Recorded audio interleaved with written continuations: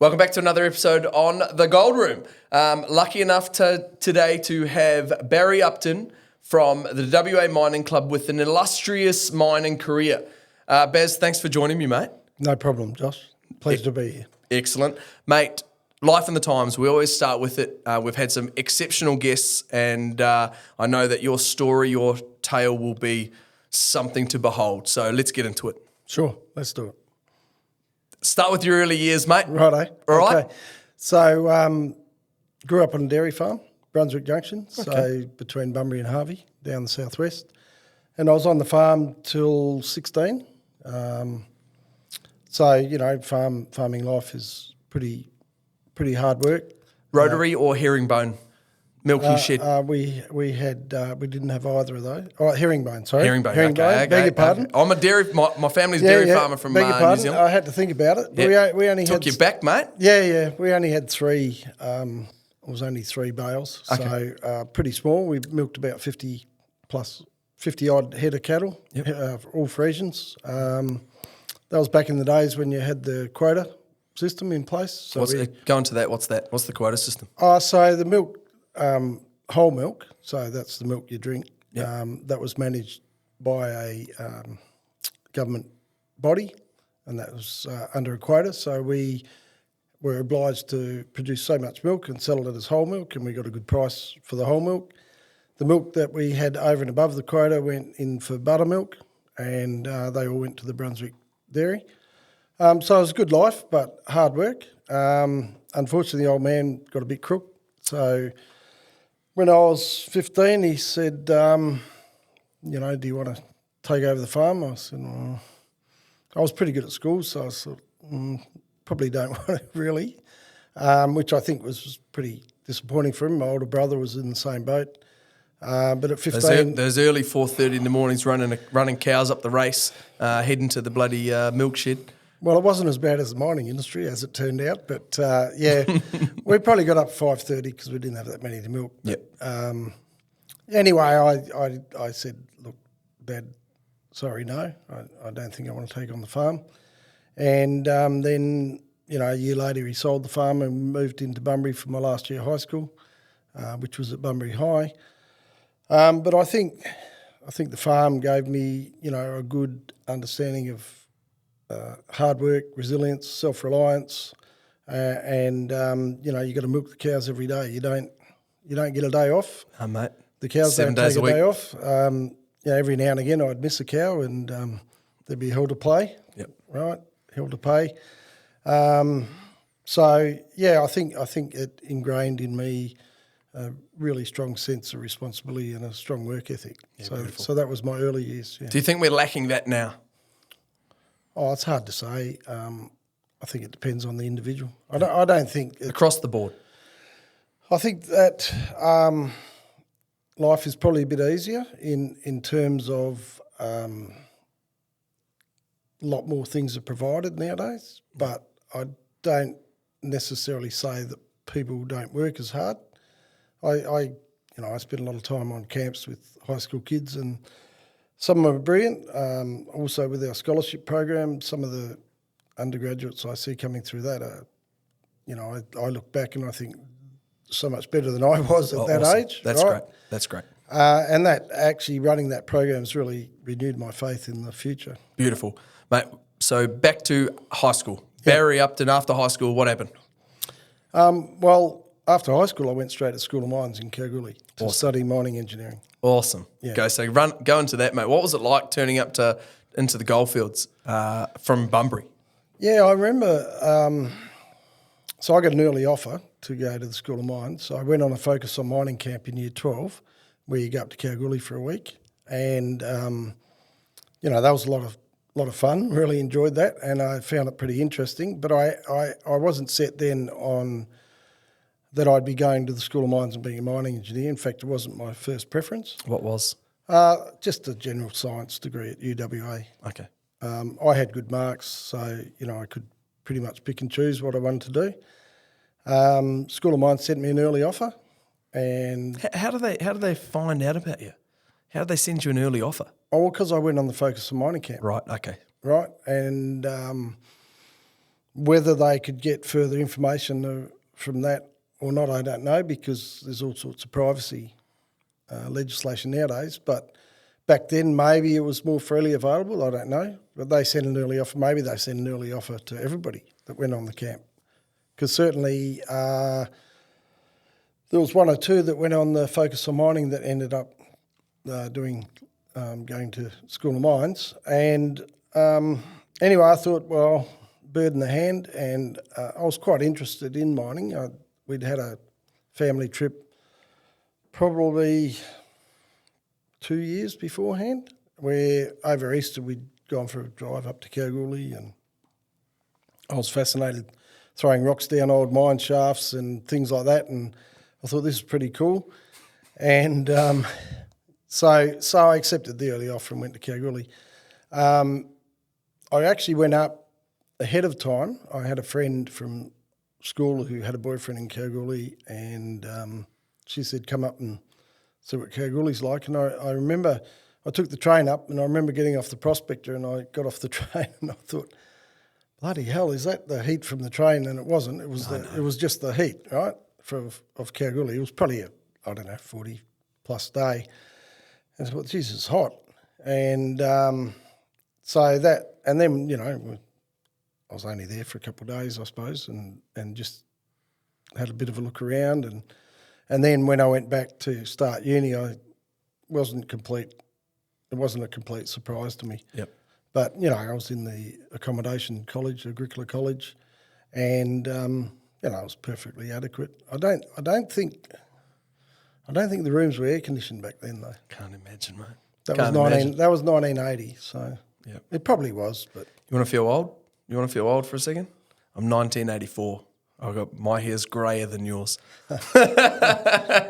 Thanks for that, Josh. That's really useful. That's all right. Hey, so how many pubs in Kalgoorlie at the time? Do you remember? I think there was 24 active pubs. Yeah. We had a few cracks at having a beer in every pub, but tried myself, mate. That was impossible. Yeah. So we ended up settling on either Hannon Street or Burt Street in Boulder. And yeah. Did you have a favourite at Burt Street in Boulder? I'm a Boulder boy. Did I have a favourite? I think the Criterion, probably. Yep. Didn't mind the Criterion. Actually, though, through the School of Mine years, probably the I can't think of the name of it. Wasn't the Gala, but the Gala was not bad. Yeah. The Grand? The Grand, sorry. The Grand. Yeah, the Grand's bloody good. What about the Metropole?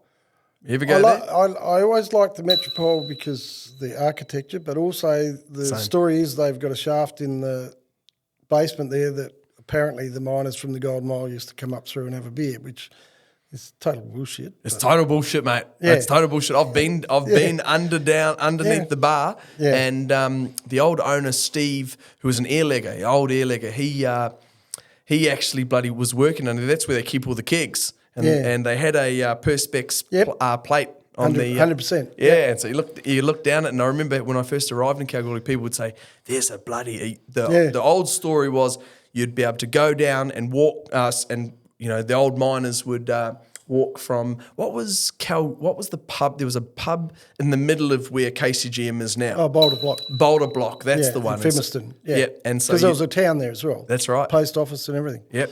Yeah. And then now it's just a bloody massive hole in the ground. Yeah. So when they closed the Boulder Block, there was a bit of an outcry, and do you remember? Yeah, I was there.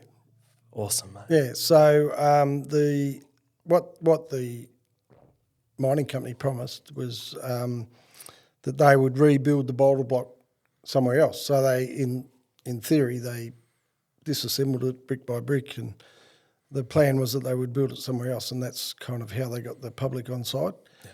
But of course, that's never happened. So the Boulder Block is no more. Good things take time, mate. So when I started working on the Pringa, the Boulder Block was my pub that I'd go to, and it was handy because I lived in Piccadilly Street. And I used to drive home from the Boulder Block along the old Hall Road. Not under the influence? Maybe. Oh, okay. I can't remember, Josh. I wouldn't say that I've ever done anything like that, but Kalgoorlie, she's a wild, wild west, right? Mate, so 4 years, did you do... No, 3 year Bachelor of Applied Science. Okay, cool. And so That was plenty, by the way. Yeah, 3 years was 3 enough. years. So did you have to do... So now I think they do 2 years in Perth and then Yeah. 2 years in the Goldfields. Yeah, you could. I think you can do first and second year in Kalgoorlie. Okay. But I think hardly anybody chooses to do that. Yep. So for third and fourth year, it's compulsory. Yep. And it's a Bachelor of Engineering. They don't... I think they offer a diploma, but I don't think they offer the Bachelor of Applied Science anymore. So after you'd finished university, where Yep. to? Well, I was lucky. I had a scholarship with CSR Gold Resources, and they had the Pringa shaft on the Golden Mile. So as part of that scholarship, I had work post-graduation. So I started work on the Pringa, and I was also very, very lucky. I got straight underground as a trainee airlegger. Wow. Tell me about your time as an airlegger. Yeah, well, I loved it, to be honest. Yeah, hard work. Yeah, but, I was young, fit. Were you playing footy? No, I didn't play footy. I played field hockey. Oh, okay. Yeah. And I think what I really liked about airleg mining was you were working by yourself and you became self-reliant. If you had a fuck up, you had to fix your own fuck up. Yep. And if you had a success, well, you were solely responsible for that success. So I think the reward and the punishment was very direct, and because of that, you learnt every day how to try and do something better. Yeah. But I think the self-reliance was probably the thing I enjoyed the most. And I had a few jobs where I was not just drilling holes and blowing them up, but some of them I was boring, firing, bogging, trucking. The whole lot? The whole lot, yeah. And I was working one job particularly in the Arroyo chute, and the Arroyo chute is fairly well known if you know the geology. So well known that they named a street after it. Yeah, well, I don't know what came first, but anyway. Yeah, probably the Arroyo chute.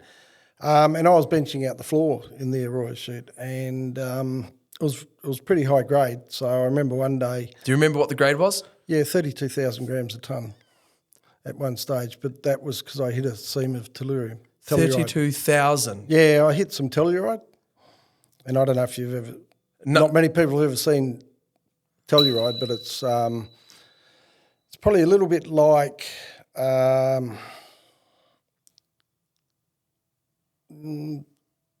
Little bit like galena or lead. It's a bit like lead, but a silver colour, and it's 25% gold.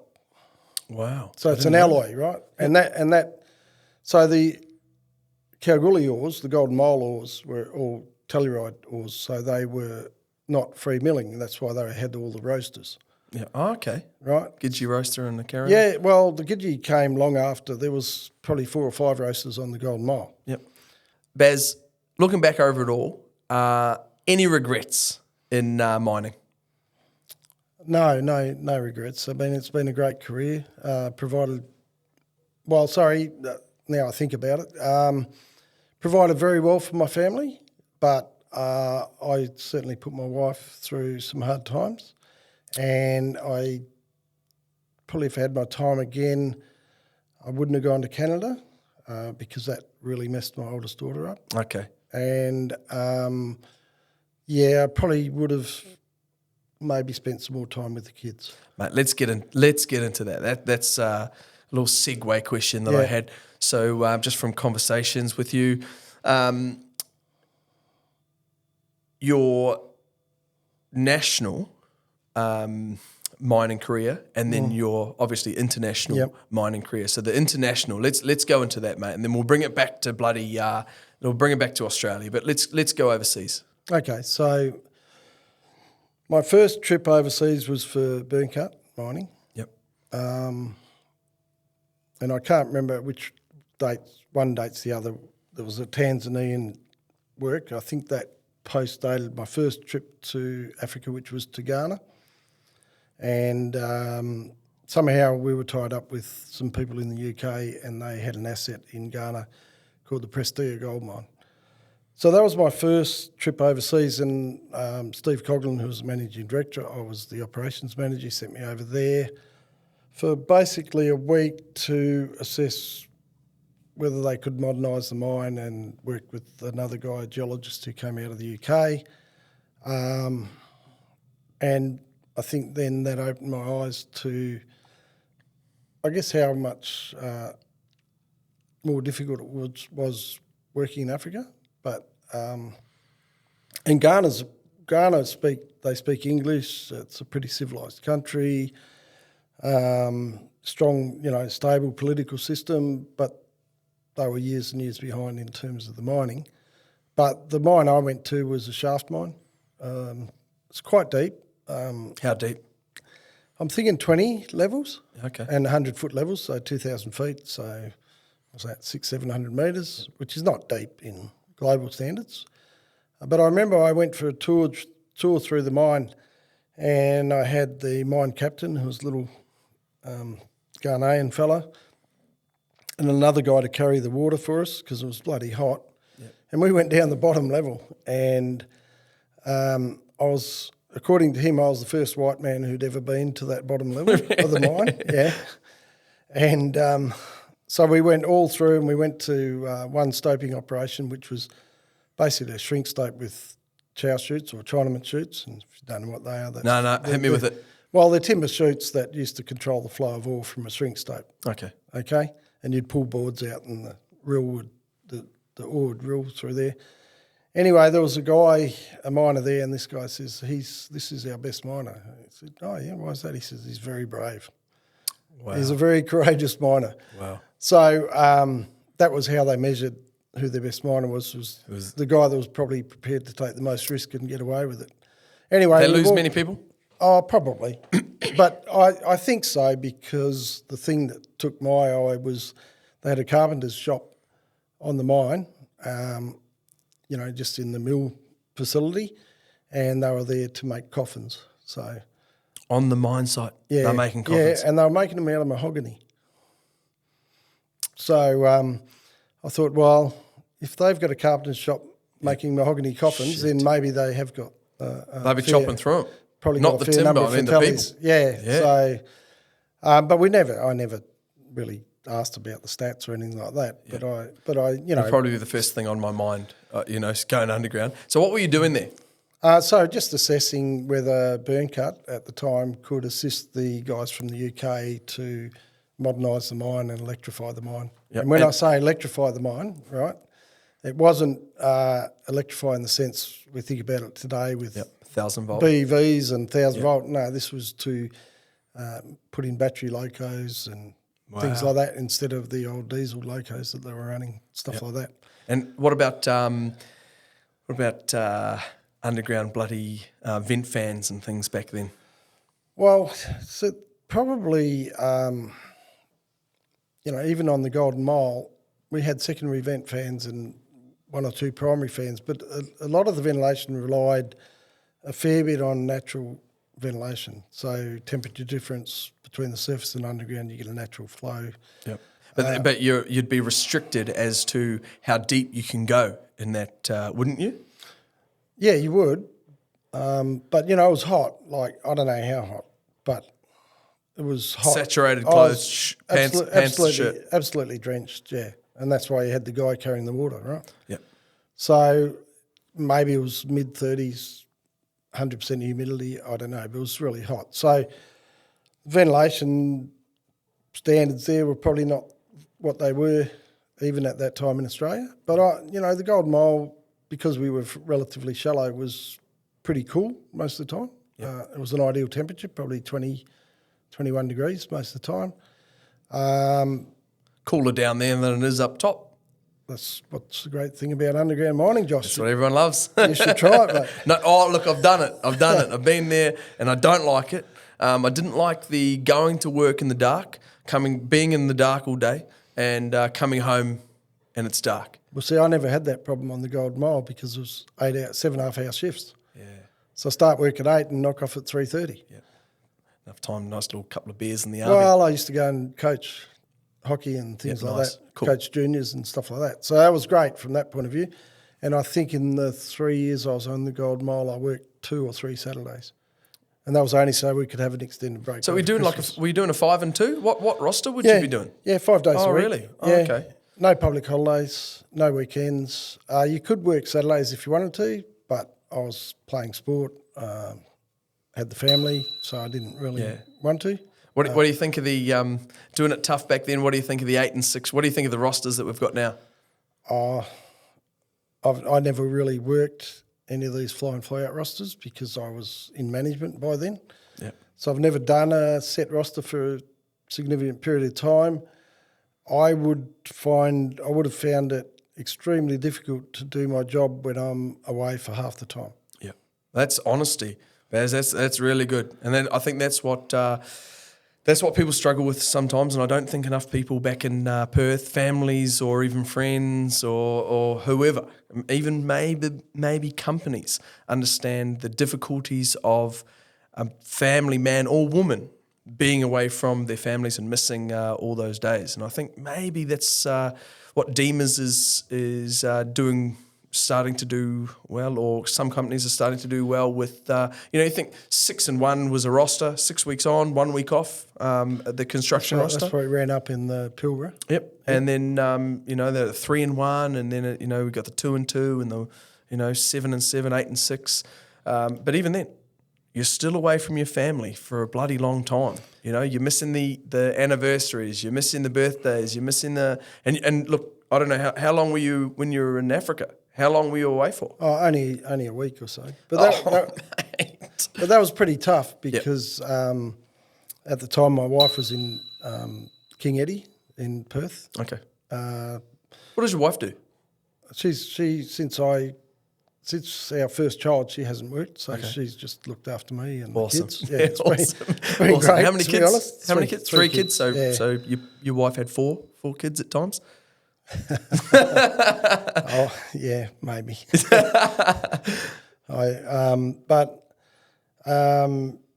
Where were we? We were talking. No, we're talking about. Sorry, when I went to Ghana, with our son, my wife had 3 hemorrhages, and on the 3rd hemorrhage, they flew her flying doctor to King Eddie in Perth, and she was there 14 weeks before the birth. Wow. And she wasn't really allowed to walk around, pretty much almost total bed rest. Yep. And so I had the 2 girls, which were 5 and 3 at the time. And, obviously I shopped them around through sister-in-laws. And is that why you went away to work? No, is that no, well, yeah, but then, I got asked if I'd go to Ghana for a couple of weeks. So I think it was 2 weeks actually. Yep. With travel, right. And so my daughters went down to my mum and dad's in Bunbury for those 2 weeks. Yeah, but that's all right. That's a little holiday. Well, it wasn't really, but okay. But anyway, it was good because the girls bonded with my mum and dad, which was great. Yep. Because being in Kalgoorlie, them in Bunbury, we didn't see them. Yeah, that's what I mean. That's what I mean. A little holiday, get to spend time with the family. I think that's there's positives in it. Yeah, well, there's bonds created then that still exist today. Yeah, with awesome. my mum, So if you didn't put in and you earned a meagre wage, that was all up to you, right? Yeah. But when I got involved in the contracting, went up to Bellevue, I learnt the importance of urgency. Sense of urgency, time critical. Yep. And very important. Yeah. Doesn't matter what you're doing. Yeah. Sense of urgency is important. Also to be, I probably learned on the Gold Mile to be organised, because with the shaft, if you needed something, you had to put it on the brace first thing in the morning, and then the skippies would take it down, deliver it to your level. So it might be drill steels, it might be bits, it might be, well, we didn't have bits then, it was drill steels, it might be explosives, whatever. So if you forgot to do that, you just didn't have anything, and you couldn't ring them up and say, hey, can you bring this down? Not like a decline where you say, oh, you got a copy, shift boss, hey mate, I need another bag of Ampho, right? Yep. Or another pack of durries. Yeah. Oh, right? Not anymore, no smoking underground. No. So, well, we could smoke it. What? No smoking underground? No. Is that a thing? Fuck yeah. No smoking underground. I didn't know that. Yeah, mate, where you been? No smoking underground. I've been retired for 3 years. Yeah, mate, no smoking underground. No way. Well, that's ridiculous, to be honest. Yeah, okay. Not a fan? Well, you're in an environment that isn't pure air exactly, Mate, is it? that's right? exactly right. What about you You got diesel fumes. That's you got exactly blasting right. fumes. Yeah. You got dust. Yeah. I don't They try not- understand that, to be honest. There's a lot that people don't understand about mining. I don't know what that helps. And How look, I'm not a smoker. Are you a smoker? I used to be, but I'm not. Chuffing back darts? Yeah, I used Nah, to. But yeah. I used to be a pack a day back in '87, but not since. Just Yeah. made me crook. Yeah, I think, like health and safety, came in and I guess that some mine sites said a number of years ago, right, we're knocking that on the head. There's no smoking on bloody even processing plants, mate. They've got designated Smoking areas, yeah. Designated smoking What areas. about underground? Do they have designated smoking areas underground? Oh, shit. I mean, I'm not the full bottle on that. I just know that there's no smoking underground. I mean, you're not, yeah, I guess it would just be, I think, don't quote me on this, but I think, and hopefully someone in the comments can jump in and say, 100% no smoking. Where are they going to smoke? If there's no smoking underground, it's not like you can go into a refuge chamber and just be like... No, you can't do it. That's what I mean. That would be dangerous with the oxygen. That's right, So there's no little... Look. See, so I know they were talking about this while I was still working. Yep. And... was there an uproar? don't know if an uproar is the right word, but I remember thinking about it, and I remember thinking that if you're a smoker and you need to get some nicotine into your system, right, you're going to be not concentrating on your work because you're thinking, I need to smoke, I need to smoke, I need to smoke. And I thought, my thought is that would be far more dangerous than the potential for secondhand smoke. Yeah. Which is almost infinitesimally small when you consider all the other contaminants in the air. Yeah. So I thought, well, that's hardly going to help health and safety. Yeah. So that's my view. Yep. What is the toughest thing that you've had to do in your mining career? Yeah, so unfortunately, this same mine site, I had an electrician was killed. Mate. And it was a... Can you go into it? Yeah, so we had one electrician and we worked day and afternoon shift. Yep. And, we turn up for work in the morning and he's not there. So we thought, we must have got a call out. So we checked with the afternoon shift boss. He said, no, I didn't call the electrician out. He wasn't in his room. We couldn't find him. The winder driver used to record who went underground and who didn't, and there was nothing in the winder driver's book that he'd gone underground. Anyway, I was in the change house having a shit at the time, and my foreman come up and said, Baz, I said, you there, Baz? I said, yeah, I'm here. He said, mate, we've got a dead fella underground. And my heart just dropped. And so he'd gone up a blind rise and was died of carbon monoxide poisoning, electrician. So, yeah, look to this day, and I haven't quite figured it out, but purposeful? Well, I don't know. I can't say. Yeah. But anyway, that happened at a time when OSRA, as it was known then, was trying to muscle in on the mines department, which has ultimately happened, right? 20 years later, 30 years later. Who?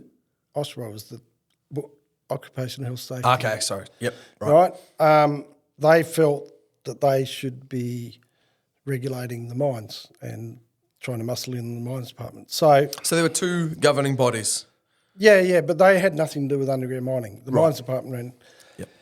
Anyway, so we'd had a fatality, so there's an inquest.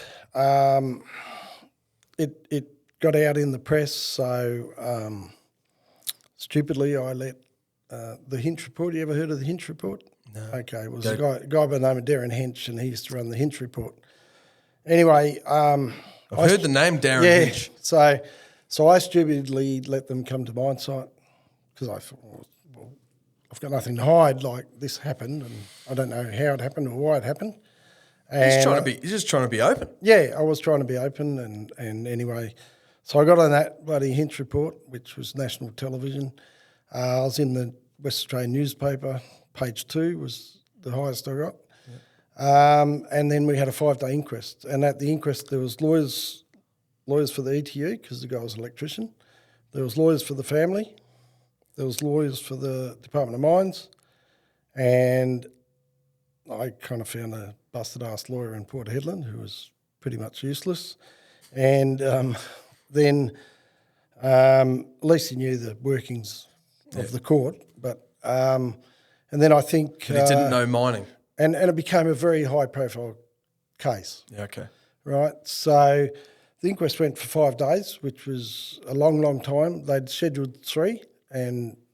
So you're in the bloody witness box. 2 days. 2 days? 2 days straight, yeah. How'd you find that? Oh, it's very stressful. Yeah. I wished on the first day that somebody told me if I needed to go and have a piss, I could ask to be excused to go and have a piss. I was absolutely Baz, busting. if you need to take a piss, we I can might have to. cut no, so we cut the cameras. I'll let you know. Yeah, I'll let you know. But, you know, I'm getting hammered by these lawyers from all sides and it became a very high-profile case. So this wasn't the first death in mining. No, but because of the timing and because of where it was, remote site. And so, you know... Is it because this other crowd trying to muscle in on deck? Yeah, okay, all that. And being an electrician with what ETU. a time. What was the year? Do you remember? Oh, you would remember. Well, actually, I was reflecting whether it was late 88 or early 89. Okay. But so I had my wife and my daughter was there. We were living in a station near the mine site, Panorama Station. But because it got in the paper, it got on this national television, there was all this other noise around it, 5 days in the inquest, and they were angling to charge me with manslaughter. So anyway, ultimately the inquest finished and it was death by misadventure, which was the most common finding in any inquest in those days. But, you know... I can only imagine that. I can't imagine the stress, but that would have been a horrible time for you. Yeah, so it was personally very challenging. Fortunately, I had my wife, who was great support. My father came up for a while through the inquest. But probably the thing that was most gratifying was a bunch of my mates that I went to School of Mines with, they all put together a bit of a letter and signed it all and sent that up, and also my workforce. Yep. They were very supportive and very positive. And you know, if it had been the workforce prior to the mass sacking, I'm not so sure that some of them wouldn't have put me on the mat, you know. Yep. So that type of external and internal support was what got me through. And, you know, I think I was probably pretty resilient and self-reliant anyway. Yep. And, you know, I genuinely still to this day don't believe that there was anything that I would have done different or could have done different that wouldn't have prevented that, because nobody knew he'd gone down the hole. He went up a blind rise, it was full of carbon monoxide, and he passed away. And, you know, I went up with the copper to pull the body out and all that sort of stuff. So that was also pretty harrowing. Pretty hard, yeah. Yep. And, you know, that was because it was on my watch, because it was such a small crew, because it was a small mine, everybody knew everybody, and so it was very, very difficult, very devastating. And then the personal liability aspect was absolutely amplified through the process with the inquest with a number of lawyers. Mate, I feel for you. That would be a harrowing time.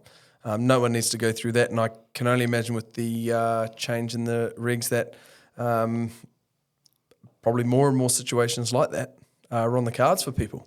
You know, heading to court with the. Yeah, I've spent a bit of time in court, unfortunately. Yeah. 40 years in the industry, Baz. What are the biggest changes that you've seen? Yeah, I'd say probably the single biggest change, which has fundamentally changed the nature of the industry, is the introduction of fly in, fly out. Yep. Do you think it's ruined the industry? Or no, I don't think it's ruined the industry. I think it was necessary evil. Yep. I think that expectations have changed with the workforce, and I think that was probably a natural progression. Yep. As I said, I didn't spend enough time with my kids. But, you know, when I first started working in the contracting business for Elton at Bellevue, as I said, we lived in a caravan, so we lived where we worked. Yep. And then I went over to Queensland, to Gympie, reopened the Gympie Goldfields, lived where we worked. Then came back to Kalgoorlie for a small stint with a company called Gold Pro Partners, then went up to the Normay gold mine in the Pilbara, lived on the station with my wife and 6-month-old daughter at the time when we moved up there, lived where we worked. Yep. Then from there... Because when doing that, you're supporting a town. Well, we didn't have a town in that particular case. Really? It was a station, homestead. Wow. Yeah. So... You're supporting the station.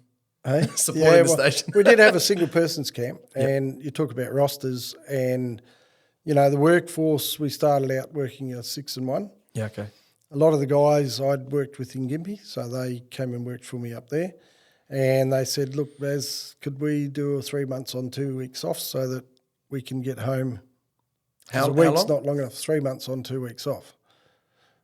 Right? But we didn't work 7 days a week. Yeah. So we worked 5 8-hour shifts, Monday to Friday, and then on Saturday... So all of those guys had families? Yeah, a lot of them, yeah. With them or... No. One guy had family with him, and he lived in the shearers' quarters at the station. Yeah. And another guy... No, that was the only one with family. There was another guy who had an Aboriginal wife, so he didn't live with him, but they caught up a lot. He was a character, I tell you. Can I imagine? Anyway, so they said, can we do 3 months on, 2 weeks off? But we worked five 8-hour shifts, and then on Saturday we'd come in at 6 and we'd knock off at midday. And then normally when we knocked off, most weekends we'd then go fishing. Oh, cool. Yeah. That's so awesome. we'd go up the coast to Cape Carooda and just sort of east of Port Hedland. Or we had the Shore River wasn't far away, and there was a lot of water in the Shore River then. So what, were you catching up there, barras? No, well, I don't know what they're called, but we called them Pilbara perch. But okay. Good eating? They're only about so big, and we used to just throw them on the Coles hole and then just eat the flesh off the skin, and it was all right. Yeah, nice, good eating. It was something to do. Yeah, beauty. It was good fun. So where were we? Oh, that's what's changed in the industry, right? So I never, like I said, I never did a fly and fly out roster, and I don't know if I would have coped that well with it. My son-in-law's now doing a 2 weeks on, 2 weeks off. That's a great roster. It is a great roster, but 2 weeks away is a lot with a young kid, right? Yep, for sure. I do think, though, you do need to be very understanding as a partner of someone working FIFO. I understand it's hard, but it's hard for the person working away, and it's hard for the mother or father that's still in Perth. And you know what? It's actually nobody's fault, because they're trying to get ahead, and there's good money. Yep. He's a heavy-duty diesel mechanic. There's good money in that. So, he can earn a good wage working 2 weeks on, 2 weeks off. That's a sacrifice that you make. I always say this, Baz. I think if you were a tradesman in Perth, this is the way I always sell it. Yeah. If you're a tradesman in Perth, you're working Monday to Friday, right? And then you're also expected to be on call.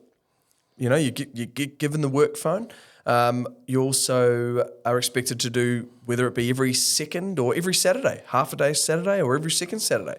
So you leave in this Perth traffic, it's wild. So you are leaving home at, if you've got to be at work by 8, you're leaving home at 7, 8 till 4 or 8 till 5, you're not getting home till 6. And if you're doing that Monday to Friday and the occasional Saturday, how many hours are you actually spending with your kids, right? Not many. Well, you get home and it's late and they're probably ready for bed. That's right. So on and so forth. That's right. So my son, for example, civil engineer, right? And his next project's on the, I think it's the Tonkin extension further north. Yep. And he lives in Kalgoorlie, which is obviously a little way north. He said it'd be an hour drive in the morning, an hour 10, hour 20 in the evening, and he's doing a 12-hour day. Yep. That's so 14 and a half hour day, exactly. right? That's exactly right. But if you're doing a 2 weeks on, 2 weeks off, or 8 days on, 6 days off, whatever the roster is, you are present. Yeah. And that's what I love about FIFO, is that when I'm fucking busy, but I'm present. You know, I drop my kids off at school. Apart from today, I'm not picking them up. I'm spending the time with you, but I'm there. You know, if there's a school assembly, and you know, because I'm not there for a lot of it, but when I am there, I'm at the sports. I'm at the sports carnivals. I'm doing everything to support them, and that's what I think is a positive for the mining industry, and more people need to be singing that from the rooftops, and less complaining, more fucking positivity. They're great rosters. Yep. They provide the opportunity for a really good work-life balance. Yep.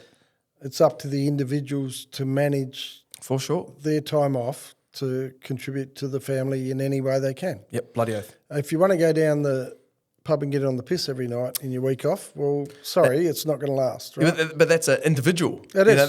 That's a person's desire to either spend time with their family or not spend time with their family. Yeah, you know, that's an individual thing. You know, yeah, and so you can't control that, and that's within that family. With the bind of that family, that they make that decision. Yeah. Right. Big, huge career in mining. Retirement.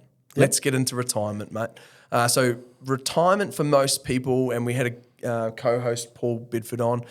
He's a bloody legend. Yep. Long career in mining. He now has a house up in the house and land, 70-odd acres, 69.5 acres in the back hills of Gidgigana. Living the dream. Yep. Right? Really enjoying his retirement. You, on the other hand, Baz, have decided to continue, even in retirement, to continue to give back to mining. Now, that says bloody a lot about you. Well, I think my main desire for staying involved through the mining club was to stay connected, because otherwise there's people that I would have said, well, I'm retiring, bye-bye, and I'd never see them again. And a lot of them are really good people, and a lot of people that I like, and a lot of people have supported me throughout my career. So to just have a dead stop on that was difficult. I hadn't actually contemplated. I got tapped on the shoulder, said, would you go for the committee? And I said, yeah, you know what, I think I will put my hand up, because I think it will be a good way to stay connected. And then one thing led to another, and at my first committee meeting, I got given the scholarship portfolio, and that needed a bit of work. So, you know, I set some goals. Some of our sponsors, the relationship was a little bit broken, so I went about fixing that. I've changed the dates that we run the scholarships over, so that we opened the scholarships up to more years in university.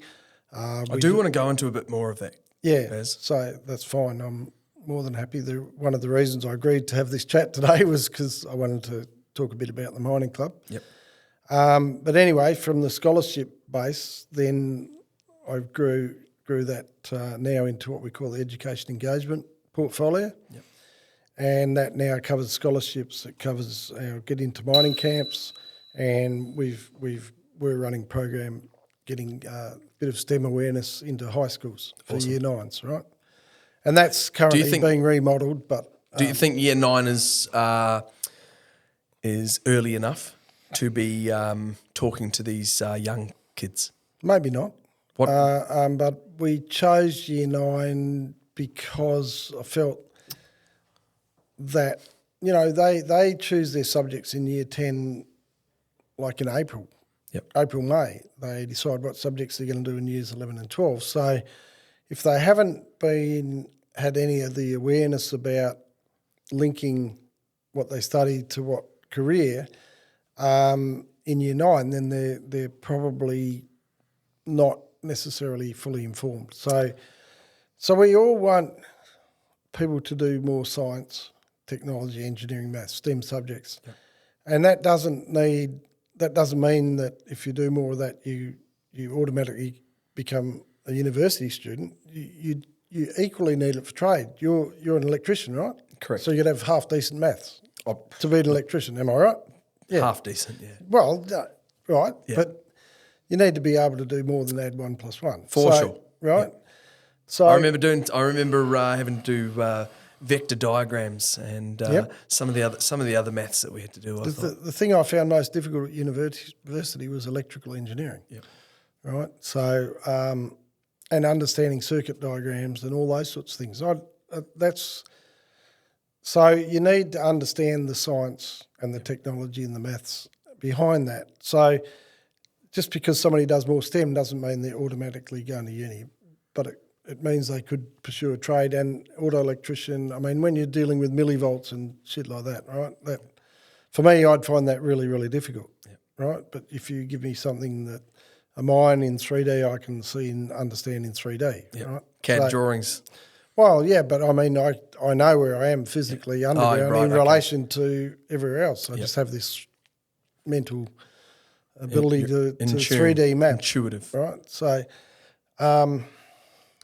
so that we started Year 9 because we felt that was the kind of last opportunity to steer the ship in another course. Yep. With the kids. In regards to scholarships, are the mining companies doing as much as they can to support these scholarships within your work? So it's probably a 2-part answer. Go. So the first part is maybe we're not promoting it enough for their awareness. Okay. So very diplomatic. Yeah. Well, sometimes it's difficult to get to the right person. It is. Right. So people are busy on mine sites. Yeah. So look, and then a lot of mining companies have their own internal programs, and then they have their all sorts. There's quite a number of scholarships. Curtin has a lot of scholarships that they manage through the School of Mines. Curtin, I think the Rios and BHPs of this world have their maybe not so much scholarships, but they have their program. I can't think of the right word. It's like an immersion program where they take students when they're in undergraduates.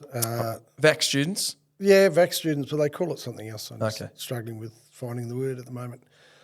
But so everybody probably has their own program, but I think the thing I really like about the Mining Club Scholarship Program is, first of all, we're apolitical. So we don't work with this organisation or that organisation. We'll work with anybody and we don't care. And we also think we're pretty good advocates for the industry. Yeah, right? You definitely are. The industry as a whole. And so therefore I think we're very well placed to be able to administer the scholarship program without fear nor favour, right? So try and be very fair.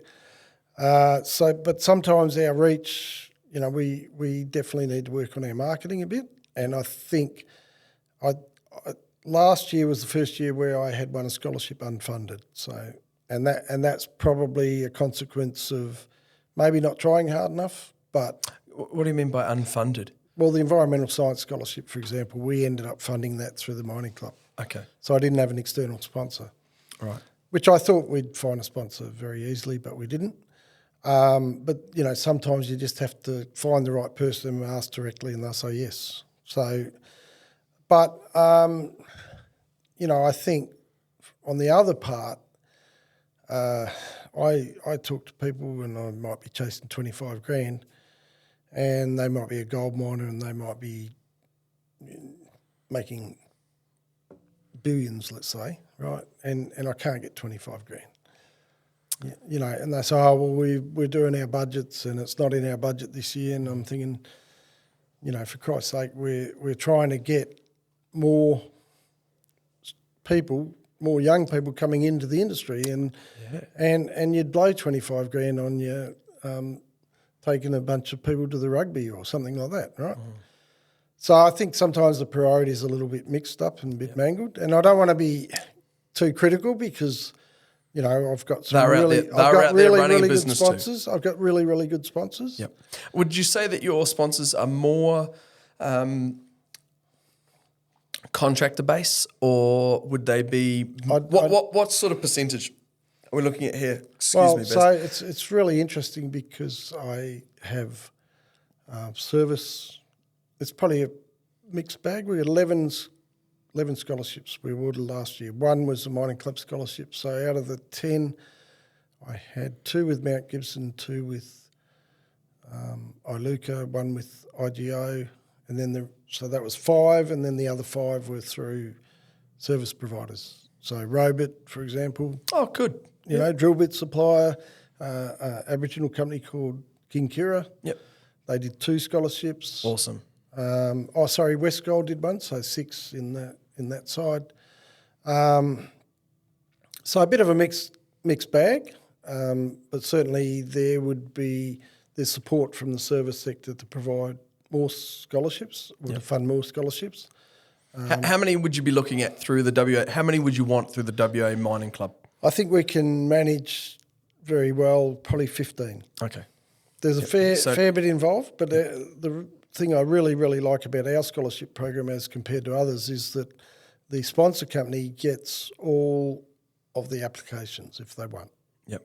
So if you've got 66 applicants for mining engineering scholarship, the sponsor company gets all those 66 applicants. So they then get an understanding of the mass of students coming through. Yeah, that's awesome. And then they use a lot of companies now won't run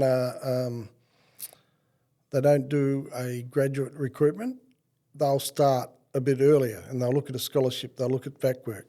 Awesome. And then they'll kind of try before you buy, and then if they get somebody who does VAC work 1 year and they're really good, they'll get them back for VAC work the next year, and then they'll give them a job as a graduate. I've seen it, right? Yeah, it's good. It's really good. It is good, and I think it's very smart to do it that way. Yeah. Because there's a lot of competition, there's a lot of money, and I think you got to win the hearts and minds of the student through experience rather than through money, throwing money at them. Yeah. So our scholarship program is a really good way for companies to get involved early and see who's studying what and see how many there are. And, if we run a system where we pick generally 3 to 5 finalists in each category. So then we get to interview all those finalists and then some companies offer all of the finalists VAC work, almost as a matter of course. Yeah, beautiful. And they start to develop that talent pool early. And, you give somebody a good experience on VAC work, they're probably going to come back. Yeah. Unless they want something, if they want to broaden their experience with somebody different. Yeah. And that's fine too. That's all well and good too. Baz, what about your work as a mentor?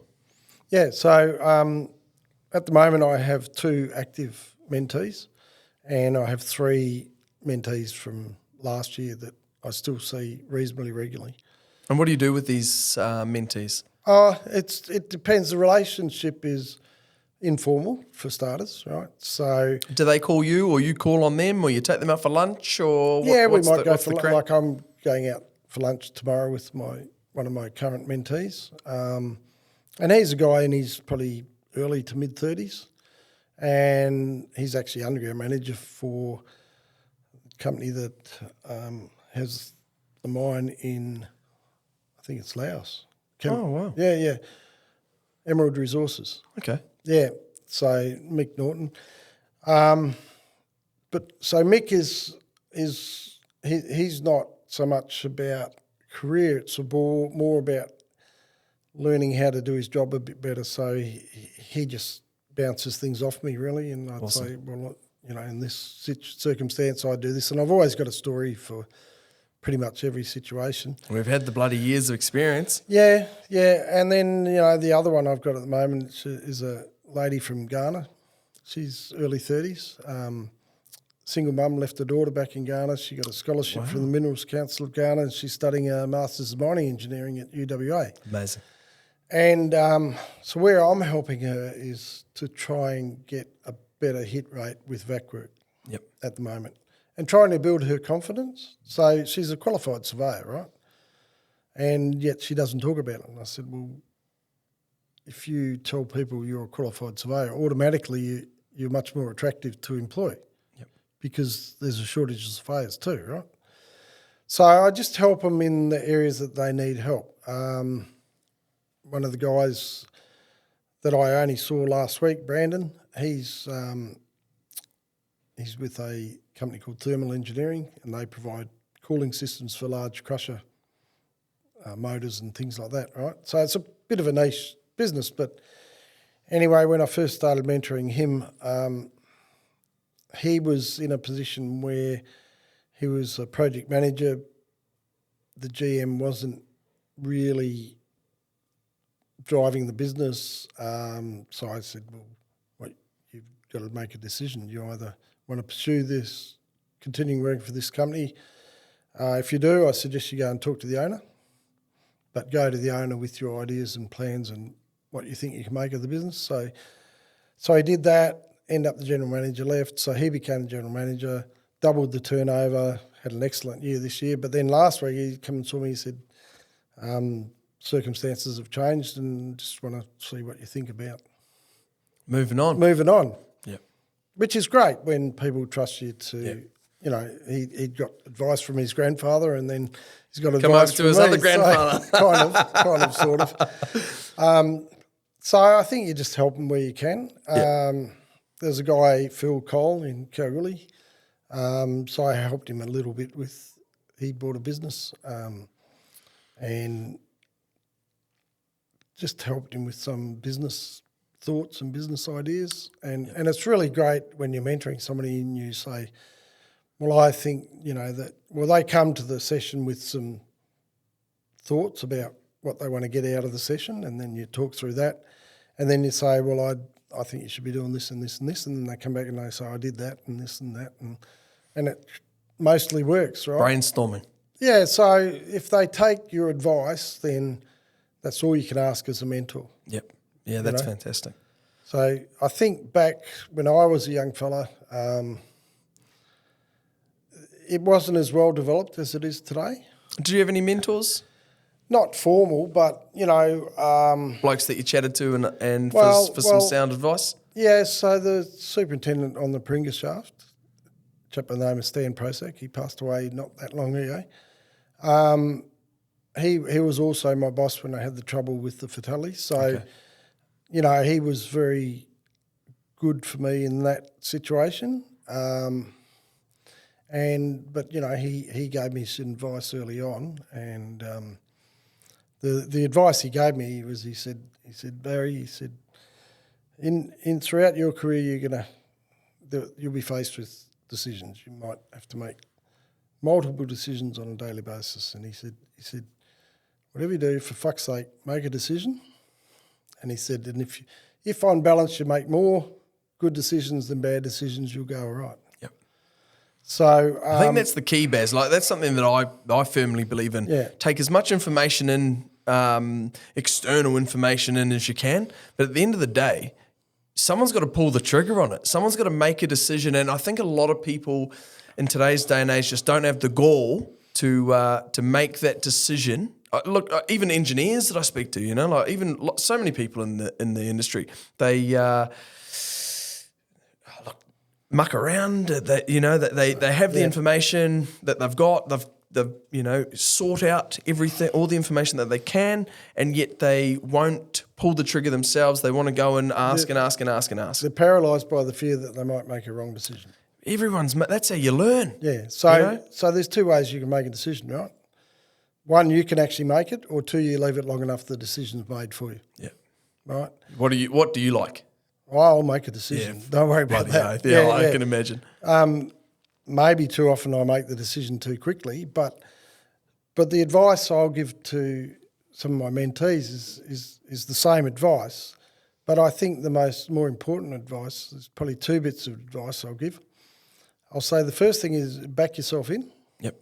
Okay. So believe yourself, back yourself in. And the second thing I'll say is don't try and be somebody you're not. Yeah. Because if you're trying to be somebody you're not, people can see straight through that. 100%. And then you've lost all credibility. Definitely. So if you're not a yeller and screamer, don't start trying to be a yeller and screamer, because people say, well, he's just putting an act on. Yep. If you're quiet and you're reserved and you like to speak to people one-on-one, well, continue to do that. You could still be an effective manager, effective leader. In fact, so you're the most effective leader when you are yourself. Yep. Those are probably the two biggest pieces of advice that I would give to anybody. My last question for you, Baz, is you've already left a massive legacy in mining. So one of the questions I sometimes ask is, what legacy do you want to leave behind, but you're still continuing your legacy through the WA Mining Club, which I think is amazing. But hit some young engineers. What's some advice for some young engineers that are midway through their degree, or even some young people that are looking at going to university, studying something to do with mining? Yeah. So my first advice is try and figure out what you like.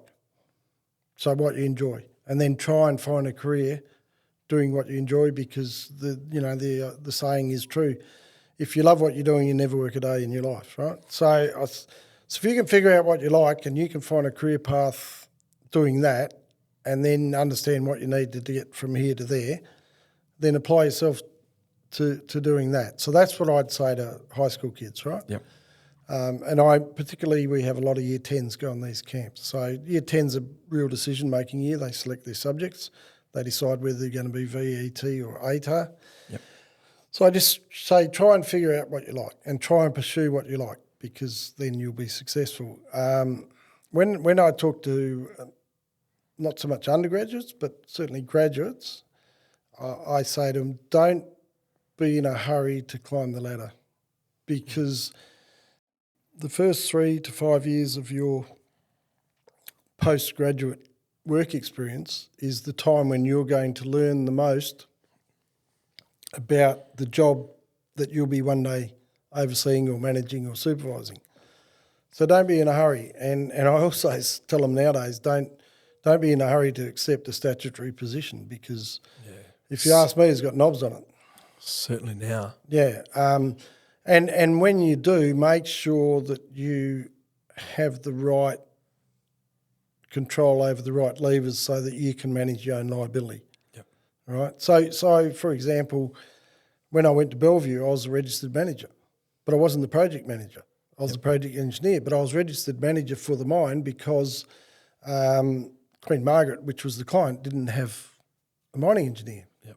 Right? And I had, by then, I had my first class mine manager's ticket. So I was registered manager, but I wasn't the project manager. So things went on the job that put me in a precarious position with the mines department. Yep. And you had no control over it. Well, the project manager called the shots, right? Yep. So, for example, drilling and blasting on a Sunday, which was prohibited back then, right? So we got busted for that. So things What like... were the repercussions from that? So I should never have accepted the liability of the registered manager because I wasn't in control. Yep. I couldn't control all the levers. Great learning curve. Yeah, so that's what I say to people, don't be in a hurry, and when you take that step, make sure that you have the autonomy to make all the decisions required to protect your liability in that situation. So, and then the other piece of advice I'd say is don't be too ambitious. You will receive promotion, you'll progress through your career by applying yourself to the job that you've got at hand, doing it very, very well and working hard and having the right attitude, and everything else will follow. Yeah, that's People will notice advice. you and you'll get a promotion. I applied for one job in my career and I missed out. Yep. Only one? Only one. Wow, far out. Yeah. That's awesome. And every other job was people approach me and say, would you be interested in this or would you be interested in that? Shoulder tapped. And it was... that's a testament, because that's a testament to a man that is doing the right thing. Well, I never had great ambition. The positions came to me because everything I did I tried to do really, really well. Yep. I was self-reliant. I accepted responsibility for the job I was doing, and sometimes more than the job I was doing, and had a crack. And, people see that. And so I was, I was project manager when I was 24 years old. Wow. And that's far too young, but... You got on and did That's it. what happened. I was mine foreman at 22 on the Golden Mile. Yep. With I don't know, 30-odd airleg miners under me. Wow. So, and I didn't ever aspire to hit those kind of milestones at those ages. It just happened because I worked hard and applied myself to the jobs that I had.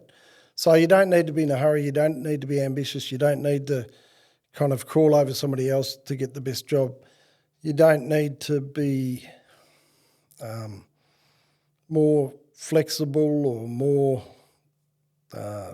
open to maybe taking the position at a lower rate or anything like that. You just do what you do and do it as well as you can. Apply yourself and don't annoy people if you can help it.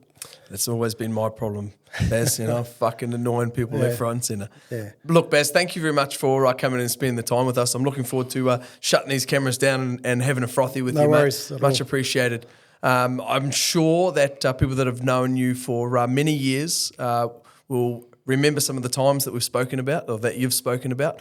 And I hope that yet some young people that are interested in getting into the mining industry that watch this think, you know what, it's a great industry and I want to be there to support it. Yeah, So much appreciated, mate. It is Thank a you great very much. industry and you're very welcome, and thanks for asking me. Not a problem, mate. Okay. Well, thank you very much for tuning into another episode on the Gold Room. Don't forget to like, subscribe and ring that bell. Thanks again.